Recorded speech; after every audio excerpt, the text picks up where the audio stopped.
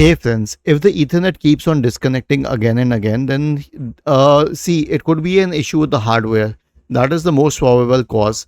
But what can we do at the software level? So we will stick to two solutions only.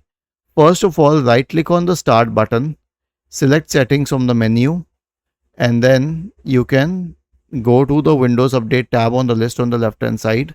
Click on check for updates and make sure that each and every update is installed. Now, if that doesn't help, then search for Device Manager in the Windows search bar. Click on Device Manager.